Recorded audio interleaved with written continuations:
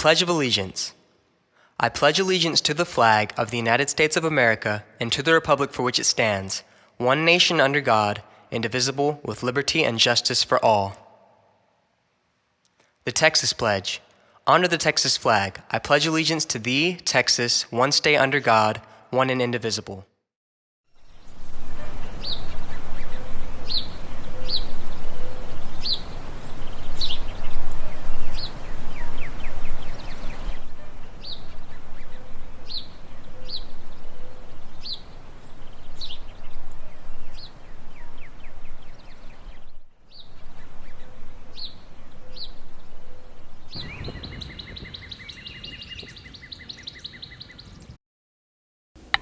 Hey Cats, quick announcement. Students, there is a new app on your dashboard called Alongside. This app is designed to provide personalized coaching for students, resulting in better attendance, behavior, and culture and climate outcomes. Here is a short video to tell you more. Thank you, Cats.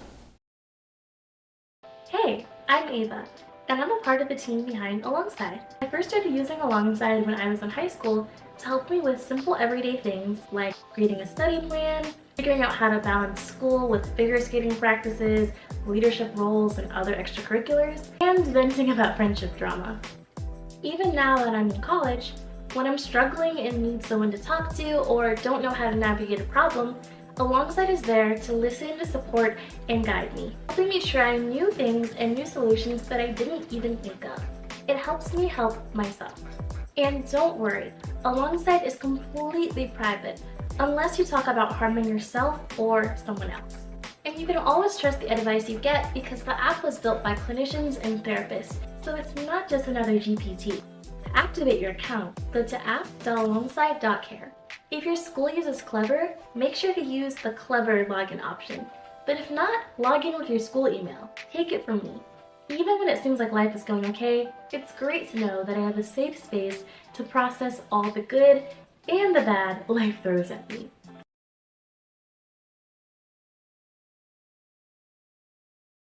Hey Cats, I'm with Miss Dietrich, and she has a quick announcement for everyone. Thank you. Thank you so much. Good morning, Wildcats. Hope you're doing well. On Saturday, you have an opportunity to make a difference in somebody's life. On Saturday is the walk for Colton. Colton was a student here at Calallen. He graduated from here. He played some baseball, and he was a fine, upstanding young man. He faced some struggles later on, and he did commit suicide. But on Saturday, we have an opportunity to support his scholarship fund. We have an opportunity to bring support to others. And just to remember that there's always going to be someone there who's going to listen. So Saturday morning, get up, eat your breakfast, or bring it with you. 8:30, be at the Calallen Middle School track. We're going to meet, have a short devotional, and we're going to walk for Colton. Remember that there's always somebody there for you, and let's go out and support this cause. Thank you very much. Thank you, Miss Dietrich, and thank you, Cats. Now back to the studio.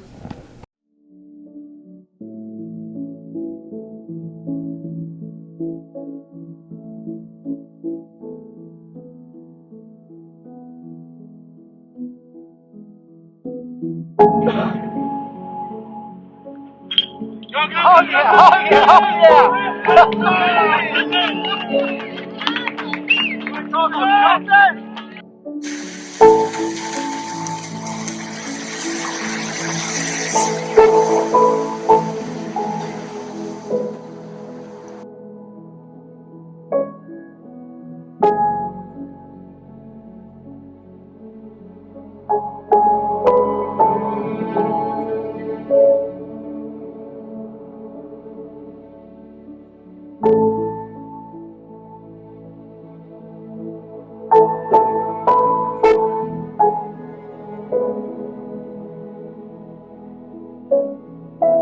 I think it's very important for the youth to understand that things that are happening today that's got you down or got you depressed, that may lead you to think that taking your own life is the only way. Just remember this. In a year, you won't even remember this today. It will pass and things will get better. You know, the way I describe Colton is a loving, caring, big, warm-hearted son. And he was that way his entire life. And, you know, unfortunately, with the pressures that got to him, he passed away on December the 13th, 2015. Yeah, that morning he came and woke me up. I wasn't feeling very well. He came in my room and just started talking to me a little bit. And he gave me a big hug and he squeezed me all the time. I was like big hugs, and he told me he loved me and told me his friend was just taking his time, getting ready. And so he hoped that I felt better, and he walked out. And then I guess it was maybe 10 minutes later, he came back and did the same thing. Come and gave me another hug, told me he loved me. And then he was going to go to a different church. Told me where he was going, to the Cowboy Church in Orange Grove, I believe. And that was the last time I talked to him, last time I saw him. Normally we texted several times during the day, but I didn't feel well, and I don't know why he didn't text me back, but maybe. And I think one thing, as Karen, you know, we talked about him going to the different church. As we look back, we really think he was going to say goodbye to some other friends. I had texted Colton mid-afternoon and asked him when he would be home, and he had replied back that he didn't know. He just said something to the effect of, "I don't know, I'll let you know." And I said, "Okay, love you." And then at about 5:30 in the afternoon, he sent a text to me and Karen, and it simply said, "I love y'all, I'm sorry." So I was sitting on the couch over here, and Karen was in the bedroom. And so I immediately texted him back, "What's going on, Colton? You know, call me." And we never got a response. And I walked into the bedroom, and shortly late, you know, we're trying to text him, we're trying to call him, and it's going straight to voicemail. We believe that, you know, once he hit the send button on that text, he turned his phone off and got out of the truck and went and sit in the back of his truck, and that's where he took his life.